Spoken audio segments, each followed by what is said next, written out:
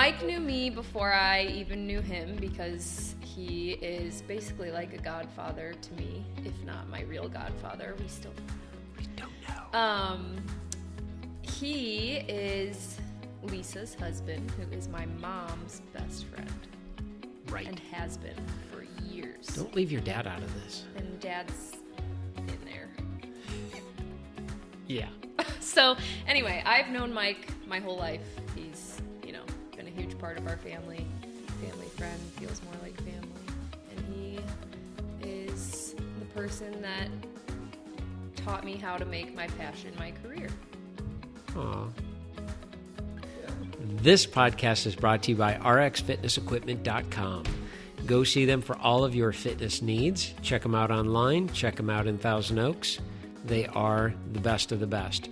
Just the other day, I went in to see Tim because I needed to pick up some dip bars to be able to practice doing some dips because, I'm a dip. But anyways, it's always a great experience going to see Tim, and I brought my goddaughter in with me so she can meet him. And the store was packed with people, and it was just it's always a fun experience going in and seeing what new toys he has. I would highly recommend you guys take some time, check it out, and see if you are, in the market for any fitness equipment, whether it be elliptical, treadmill, bicycle, stationary bike that is, free weights, dumbbells, stability balls, med balls, foam rollers, bands, tubing. He has everything. Anything and everything that you've ever worked on in a gym environment, he has for your home. Check him out, rxfitnessequipment.com. So today's podcast is going to be an interesting one. I have a very huge honor to have on this episode of the podcast is my goddaughter, Justice Whiff. And sounds like a sneeze. Is your sister named Judge? It's Liberty. Is your sister named Liberty? Oh. Is your sister named Freedom? You messed that one up big time. Your sister's named Sydney, not Freedom. Yeah, haha. Anyways, what is the connection with John Mellencamp, by the way? I saw that. So my parents loved John Mellencamp's music. And I do as well. Yeah, great artist. But he... Name a song. You said great artist. I know a lot of them. Anyway, he has a daughter. Pink Houses, Jack and Diane. Those. Hello. Love those. He has a daughter named Justice. They didn't realize that till after he produced a song about a girl named Justice. And later in life found out he has a daughter named Justice and a daughter named Teddy. Anyway, long story short, they loved the name Justice and originally planned on naming my older sister Justice. Everyone talked them out of it, so they named her Sydney. And then by the second time they had a child, they were like, you know what? We love this name. We're going for it. So I'm surprised they didn't name you Michelle after me, being Michael. I think that was their close second. Had to have been. Yeah. I'm just shocked. But I don't look like a Michelle. No, but do I look like a Michael? You look more like a Michelle. Thanks. Nice. That was really good. So you can see where this podcast is going. So anyways, Justice decided to get into personal training somehow. So let's go down that path. So you are at the time living in Missouri and you decide to leave Missouri. Yes. You're living with your family and you leave Missouri. Why do you leave Missouri? I graduated high school and... Congratulations on that. Thank you. Yeah, not many do. I graduated high school and decided, long before I graduated, that as soon as I could, I wanted to get out of there. Nothing against Missouri. Nothing against Missouri, but I just never, really fully clicked there after we moved there when I was 8 from Wisconsin, and I wanted to be in a big city and be around more culture and diversity and see what I could do. And my first choice was actually moving out here, moving to LA, but I'm really close to my family and that felt too far. It also was, a bigger financial commitment. So I graduated high school, packed up 2 cars full of my stuff and went on my way and didn't know anybody. I have family in the suburbs, but didn't, really know anyone in the city. I got a roommate from Craigslist, got a serving job right away. You went right to the city. Like, that's where I lived with my uncle in the suburbs for about a month and a half while looking for an apartment. And then once I found one, I moved in and started adulting and trying to learn the city of Chicago. At 18. At 18. Pretty crazy. Yeah. I don't know if you know the parallel, but I moved out of the suburbs of Chicago and moved to California when I was 19. That's right. Yeah, so it's pretty crazy. All right, so you Young are, whippersnappers. yeah, you are adulting. You're in Adulting. Chicago. Yep. And what? So I started in culinary school. I thought I wanted to be a personal chef. I love food, big foodie, love cooking, love eating. I'll try just about anything. But after being in school for culinary for a while, I realized I'm passionate about cooking, but I didn't want it to be my career. And I think I realized I would quickly lose my passion for cooking if it was my career. But I still had that interest in food, particularly healthy food and how to make it taste really good and show people that eating healthy doesn't have to be boiled chicken breast and Right. broccoli for every meal. So I dropped out of culinary school. I'm a culinary school dropout. And There's got to be a song out there for that. I'll make one if not. And I started taking other courses for nutrition and stuff like that. I thought my next goal was to be a registered dietitian.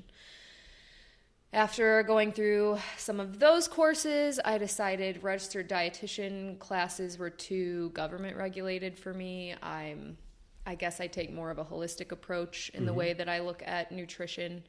And then I realized that if I wanted to do that, that was integrative, holistic nutrition education, and that's way different than what I was doing. So basically, I had a small freak out, and I said, I'm getting myself into a lot of student loan debt, and I'm not passionate about any of these courses that I'm taking, so I'm going to take a second to realize what I am really passionate about and then figure out what to do from there. And after really sitting down and deciding what I was passionate about, I had been working as a server, but also in different gyms, doing front desk work and scrubbing toilets and wiping down equipment. I was like, I want to be a personal trainer, but I also want to incorporate nutrition somehow.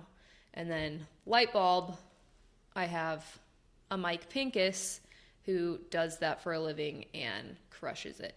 So that's where the questions started forming for Mike. That's where it all began. Just so happened he was doing a mentorship program that he was creating and putting young trainers through. So I really just hit the jackpot, and we did that mentorship program for 7 months? Yep. Via FaceTime and phone calls and email. Back up. Do you remember where, by any chance, do you remember where you were when you called me the first time talking about, I think I want to be a trainer? I'm pretty sure I was in my third apartment. Okay. In Chicago. Do you remember?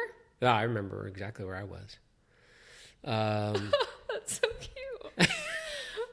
Well, to get that phone call is pretty cool, and say, okay, well, this is going to be, I think this can, I know this is going to work. And it wasn't even a matter of I think it can work. And I just remember the first conversation we had is you were getting a lot of support from friends, and you were getting a lot of support from coworkers. But there were some mixed, could this work with close ties to you? And so, yes, Lisa and I are close ties to you, but we don't have, we see it from an outside, I guess, looking in, a little bit more outside, not direct family. And sometimes I think direct family, they want to be very cautious. I mean, for example, if one of my girls wanted to do this, to go into personal training, I honestly would say my first reaction would be very different than yours. and yet you're one of my daughters. And it's just because of, for me, I knew exactly what I could teach you and how to teach you. And if it were my own child, it'd be like, okay, well, how is this going to work? And are they going to listen to everything I say? And so forth and so on. So, but I remember you saying, you know, what if this doesn't work? and I had said to you that I will take you through this mentorship program. You are allowed to ask questions. You are allowed to I remember this. Throw anything at me. The one thing you cannot do is doubt yourself. And if you hesitate and want to quit, I'm done. We will never talk about this again. I'm out. And find somebody else.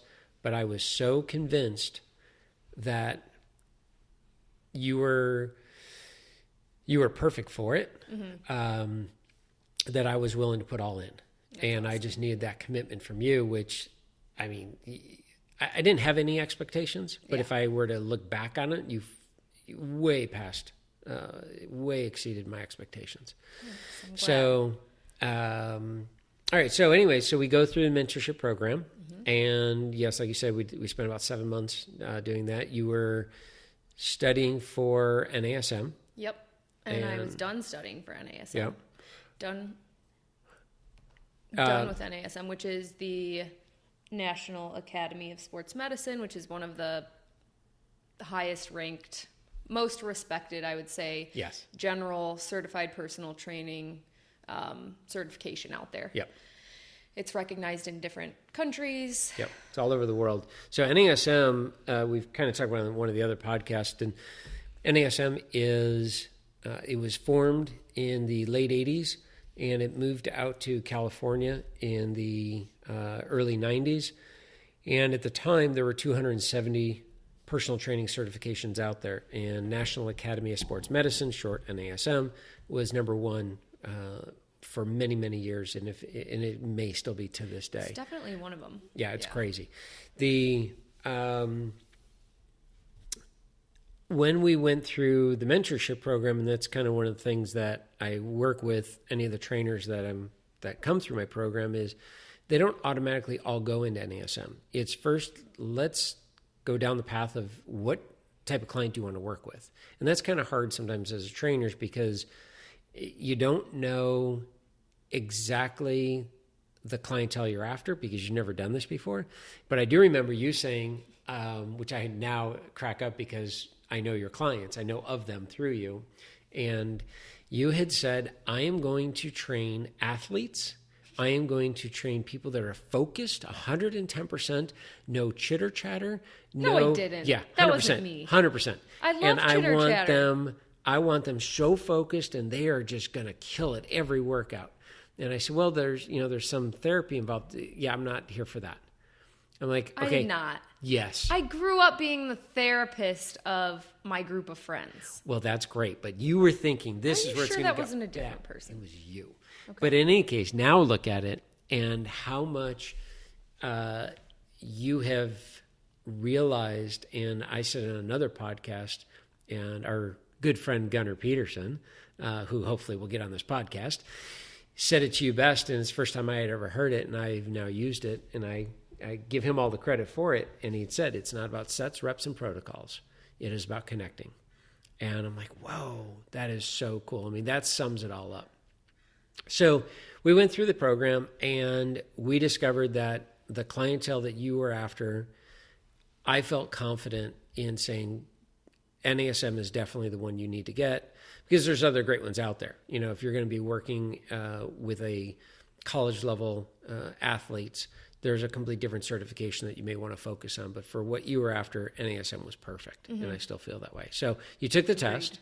And no, I was ready to take the test. I had gone through your mentorship program, and I was like, wait, that's it? I passed this test, and I'm ready for this career? Hit the ground running. Yeah. So, yeah, I had been in the gym setting. I had watched other trainers, but I didn't feel like I quite was ready to trust myself. So I came here. Yep. for a week, maybe a little over a week, shadowed you, picked your brain of every question I could possibly think of. That was a great week. So many conversations. So many conversations. And after that trip, I went home and I was like, all right, let's take this test. From here, I'm going to find mentors here in Chicago that are smarter than me. I'm going to shadow them. I'm going to ask those questions. I'm going to start immediately looking into different types of continuing education I might want to do down the line so that I am always confident that I'm doing something I'm good at, doing something that I'm knowledgeable in. Because there are a lot of trainers who can literally get this certification on the computer. Yeah. And they are trusted by clients to help them get healthier, and that's terrifying in a way. Absolutely. Okay, so you started, do you remember your first client? Very first client. First client that is going to hire you as a trainer. Yes. And to this day, it is the only client I've had to fire.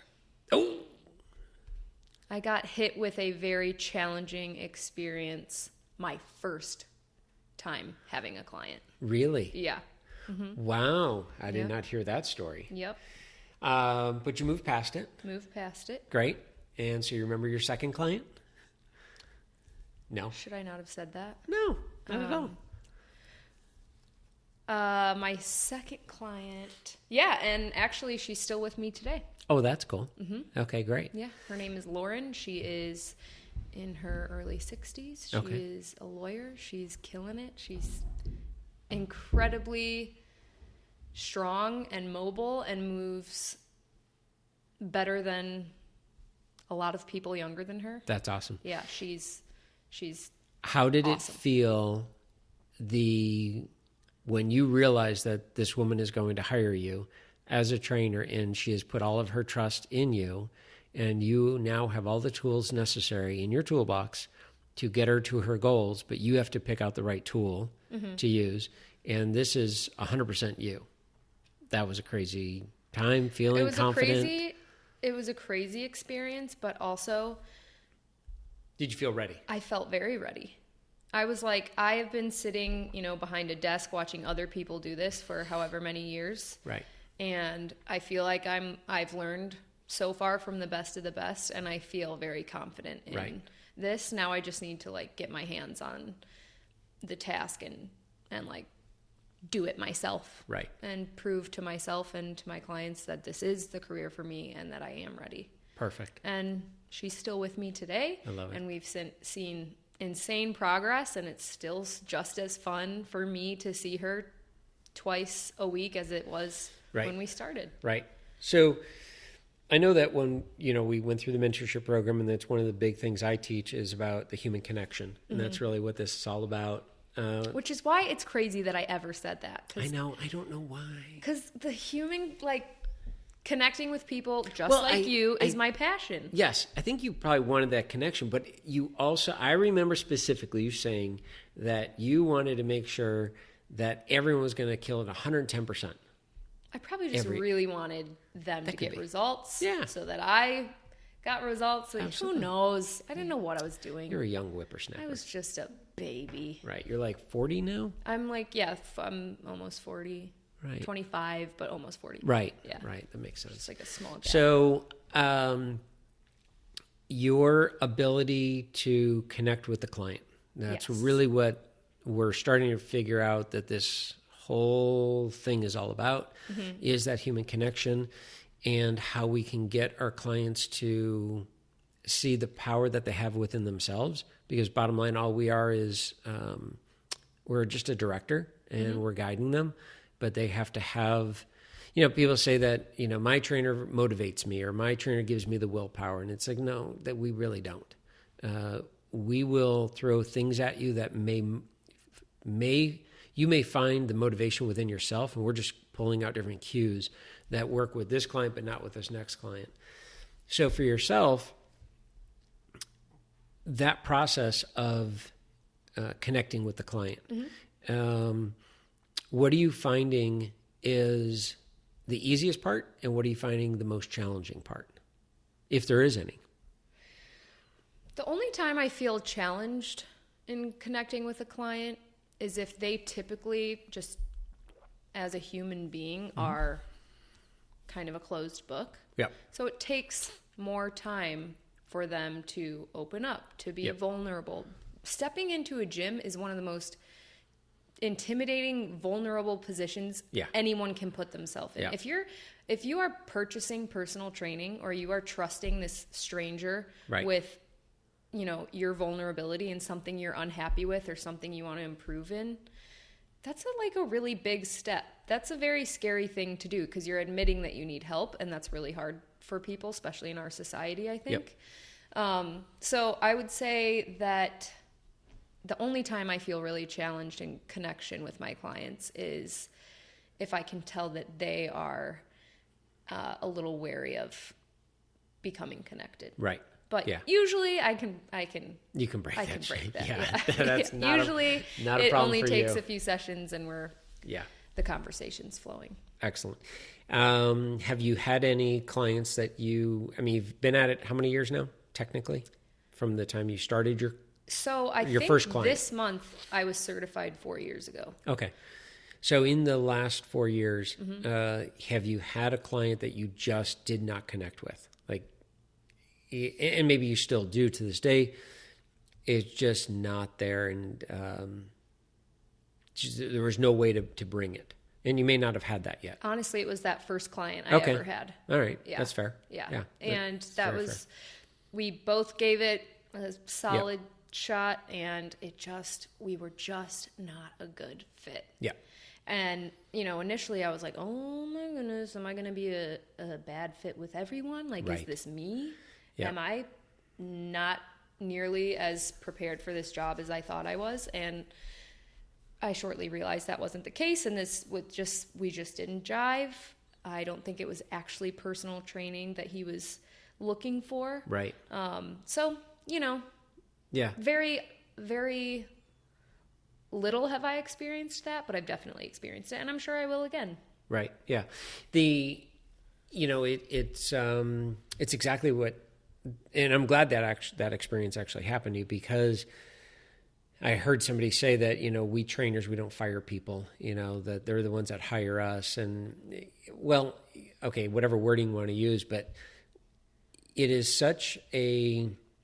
Yeah, I think firing was the wrong... Well, but I know what you mean. You know, they were ready to re-up. They were out of sessions. It was a conversation as to if more sessions should be purchased. And after a conversation, you know... No. Yeah, exactly. Not purchase happening. them elsewhere. Yeah. Exactly. But no, I don't. You're right. No, I have nobody can see your face when you make those faces. I know, that's true. That's a good point. Wow, yeah, I just sound like a total weirdo. It's fine. I am weird. So yeah, I would never fire someone. It's more of just like, usually if you're gonna fire I've someone, fired somebody. Really? Oh, flat out fired somebody. Oh, okay. Yeah, 100% walked out. It's got to be bad if Mike Pincus fires you. Said a comment to me, and I had just had it and had pushed the envelope, and it was the final straw, and it was uncalled for, and I grabbed my bag and walked out. And his wife came running after me, and she's like, I'm sorry. And I said, nope, he's all yours. Drove away, and I said, I will send the rest of the money if they owe it. And she's like, no, you keep the rest of that money. So never look back. Yeah, at that one. That was a bad one. But that's what is so important, and that's why I talk about with trainers. Like, there are a lot of trainers in our area, and I know there is in Chicago as well. But there are a lot of trainers out there that have such a hard time making it in this business. They are... Well, you had said to me before I even became a trainer, you said you can have 20 certifications. You can have the most impressive resume on paper, and if you can't connect with a human being, or you can't connect with your client, and you can't talk to people, doesn't matter. Yeah, it does not matter. Those certifications can be important, and they are respected, and that's great, and whatever. But if you can't make someone comfortable to talk to you to move around you for an hour, Yeah. this career is not for you. And hence the name personal training. Right. It is so personal. And what they tell us, which gives us the background of where their mind is. There's 5. I was taught that there are 5 components to losing body fat. And that's really why clients are coming to us, is to lose body fat, whether they know it or not. I mean, yeah, it's to look better. Yes, it's to move better, and but it's all about losing body fat, increasing muscle. And there are 5 components to that. But really, the 6th, and maybe move number 6 to actually number 1, it is the mind. If the mind is not ready, oh yeah, we can give you all of the perfect information, and it's still not going to happen. I feel like that's one of the first things I tell someone when I sit down with them during an assessment or just to learn about who they are. I always point out that the body achieves what the mind believes. So if you, Ooh. I know, it's a good one. Body achieves what the mind body believes. achieves what the mind believes. So Technically, if I use that 3 times, it's mine. I mean, take it. That's how it works. Okay. But I will always give you credit. That's really good. good. I heard that somewhere. I don't remember where, that. but it stuck with me because it's so true. I like it. If you come in here and you're already doubting yourself and you already don't think you're going to accomplish anything, right. Well, then you're not giving yourself a very good chance of doing that. So, yeah, the body achieves what the mind believes. I definitely agree that's a component of fat loss and anything in life, really. Yeah, absolutely. When you started training clients, you started developing your own system, your own program. Because again, with NASM, they give you the platform and say, okay, this is what we have found to work the best. Yeah, I don't use that at all. Okay, good. Yeah. And that's nothing against NASM. It's the fact that you have found your own system. Yes. And how was that process of coming up with your own system? Because I know that you've gone through different certifications, and they all have their own systems and their own programming ways to program. And so tell me if you can actually think of, was there an actual process? So obviously learning from you and the way you have your 6 movement patterns, or, things that you always do with your client in every session. I found that really interesting. And then I had some mentors in Chicago, and I kind of looked at how they program their philosophy. Like you said, I did different certifications. I'm a certified functional strength coach through Mike Boyle's certification, which was amazing. But over time, similar to yours, not exactly, but I have everybody do a push, a pull, a squat, a hinge, a carry, a power movement. So I found that through my mentors that I considered smarter than me and looked up to, plus implementing that in real life in my training, and research, and kind of a combination of all of the certifications or all of the research that I had done, that was producing results for my clients. Body fat loss, strength, they move better, their balance is better. So clearly it's not fancy, and I'm doing something right. Love it. And from there, just like you do, just like any good trainer does, you can always switch it up to challenge the person. But if you're doing those same movement patterns, the movement patterns of life, of the human body, there's really no way to go wrong. I love it. Yeah. And I'm a lot like you in that most of the time, unless I'm training someone 3-4 days a week, we are doing technically a full body workout each session. Yep. It's never just like back and buys for an hour. Yep. Yeah, no, it's really a process. I remember going to, and at this point, it was a certification. No, it wasn't even a certification. It was just a seminar. It was a weekend seminar that I had gone to. And I'm going to guess that this was maybe 10 years ago. So I had already been doing this for 20 plus years. And I had gone to this, it was longer, sorry. But I had gone to this. You're older than you think you are. I know. It's crazy. I've actually been training longer than you've been alive, which is like obvious because I was there when you were born. Which is weird because you're still like really relevant and smart. And I feel like there are a lot of trainers who are like your age and they're like still training in the 80s. There's nothing wrong with the 80s. Don't knock the 80s. Well, like they wear don't singlets, train like the 80s, but and they're like wearing hammer pants. No, I'm that's just kidding. Fine. That's what I'm saying. They're Scrunch still training socks. like they're in the 80s. Do they have the scrunch socks with the Reeboks? They wear scrunchies even in their mullets. Wow. Oh, they got a mullet? No. I'm just saying, If I could pull a mullet off again. for someone who has been in the industry as long as you have, Right. you are, I think it was your website that I studied, like, in kind of a creepy amount of times when I was doing Right. your mentorship program. Right. You said, I'm always doing the research and something along the lines of to always be on the cutting Right. edge, to make Yes. sure my clients and I are always on the cutting Yep. edge in this like ever evolving industry. Right. And that gives me hope, because I sometimes look at this industry and I'm like, great, when I'm 45, there's going to be all these 25-year-old trainers who are younger and more fit, and like, who's going to choose me as a trainer? Exactly. But you're a really good example of Thank you. how you can still be Absolutely. valued and respected, and Never at worked. the ripe old age of nearing 65. Is it 60, 65? Wow. Hurt. So I guess I only have 2 daughters. Just kidding. 50. Hello.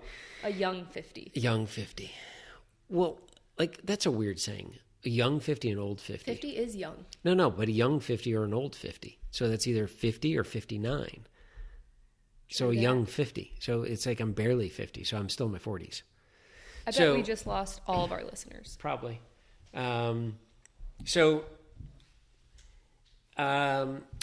The one of the things I really wanted to we're going to do a little speed Speed dating? No, speed getting to know you, Okay. or whatever you want to call that. Basically speed dating. Yeah, whatever.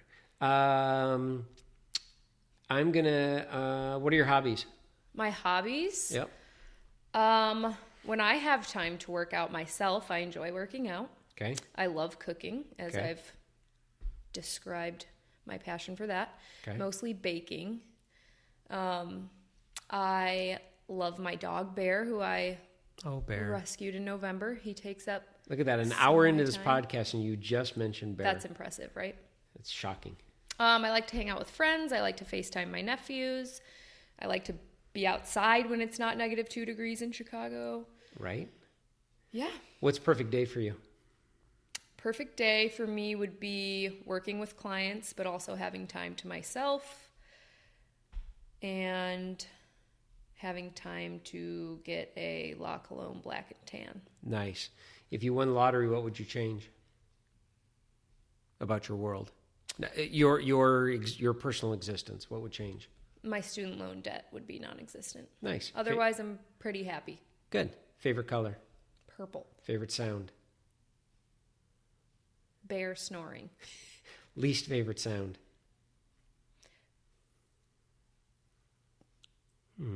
People smacking their food. Favorite food? Ooh. I really like a good bowl of fresh fruit. Wow. How boring is that? You didn't even go donut? No, well, really, it's cereal, but that's just, Lucky Charms. Favorite music? Favorite music depends on my mood. Okay. Could be a Bon Iver day. It could be a Cardi B day. I don't know. Favorite word? Favorite word? Love. Least favorite word? Poop. Okay. Who would you like to have dinner with, dead or alive? My grandpa Mike, who I never got to meet. Nice. What do you want to be known for? Changing people's lives for the better. Perfect. You may not have this, but this is definitely you may not have the answer to this, but this is definitely a question that I want you to think about. You may have it. It may take you a while to come up with it, but what's your why? What's my why? This isn't probably an answer, but It's an evolving answer, by the way. in the I've learned this. last 4 years, the most joy that I have had in my career is that click that I see in a client's mind where they go from not believing in themselves to believing in themselves. And it's like, yup, I've been seeing this since we started, and you finally see it. And then they just change, and it's amazing. And that's why I wake up every day. And I mean, yeah, there are those days where it's 2 degrees outside and Bear's like snoring next to me and I don't want to get out of bed. But that right there gets me out of bed because it's the best feeling in the world. It's awesome. Yeah. That's so cool. So I think that would be my why. That's perfect. So I'm going to end this with that. I had told you when we went through the mentorship program, if you question anything, I'm out. And you never questioned, other than great questions. I get a prize?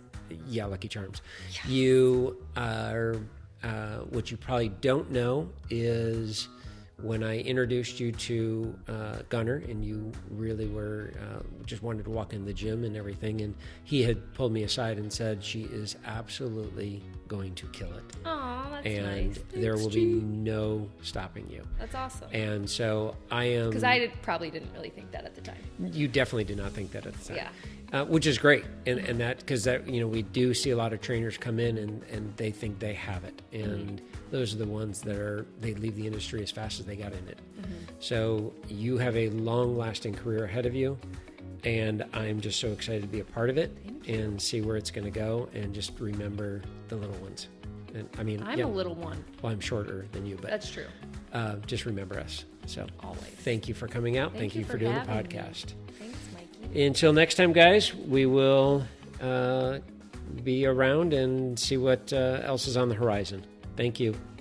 Hey guys, if you like what you hear and you want to hear more, make sure you're subscribing to the Mike Pincus Fitness Podcast. You can find us on iTunes or Google Play, also on Stitcher. We will talk to you soon.